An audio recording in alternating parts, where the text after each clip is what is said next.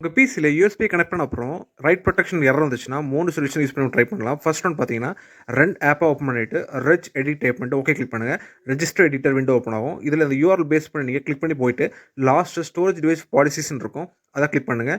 Right side right protection இருக்கும், right click பண்ணி modify click பண்ணுங்கள். இந்த விண்டோவில் வேல்யூ டேட்டா சியூரை கொடுத்துட்டு கீழே ஓகே பட்டன் இருக்கும், ஃபினிஷ் பண்ணிக்கோங்க. ஸோ இதுலேயும் சால்வ் ஆகணும்னா சொல்யூஷன் 2 ட்ரை பண்ணி பாருங்கள். கமெண்ட் ப்ராம்ப்ட் நீங்கள் ரன்னஸ் அட்மினிஸ்ட்ரேட்டர் கொடுத்து ஓப்பன் பண்ணிக்கோங்க.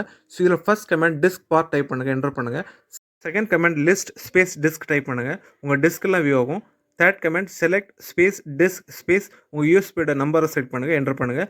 Last comment attributes space disk space clear space right only type பண்ணிட்டு என்டர் பண்ணுங்கள். இந்த கமெண்ட் எக்ஸிக்யூட் பண்ண அப்புறம் கீழே பார்த்தீங்கன்னா டிஸ்க் ஆட்ரிபியூட்ஸ் கிளியர் சக்ஸஸ்ஃபுல்லின்னு வரும். ஸோ இதுலேயும் ஒர்க் ஆகலைன்னா தேர்ட் சொல்யூஷன் ட்ரை பண்ணி பாருங்கள். உங்கள் பென் ட்ரைவ் ரைட் கிளிக் பண்ணி ஃபார்மேட் கிளிக் பண்ணுங்கள். சப் விண்டோ ஓப்பன் ஆகும். இதில் நீங்கள் ஃபைல் சிஸ்டம் அண்ட் குயிக் ஃபார்மேட்டை நீங்கள் செலக்ட் பண்ணிட்டு ஸ்டார்ட் பட்டன் கிளிக் பண்ணுங்கள். இப்போ உங்கள் பென் ட்ரைவ் வந்து ஃபார்மேட் ஆயிரும். இப்போ அந்த எரர் வந்து கண்டிப்பாக வந்து சால்வ் ஆயிருக்கும். ஸோ இதை ட்ரை பண்ணி பாருங்கள். இந்த வீடியோ யூஸ் பண்ணுச்சுன்னா மறக்காம என்னோட சேனல் நீங்கள் சப்ஸ்கிரைப் பண்ணிக்கோங்க. நெக்ஸ்ட் வீடியோ நம்ம சந்திக்கலாம்.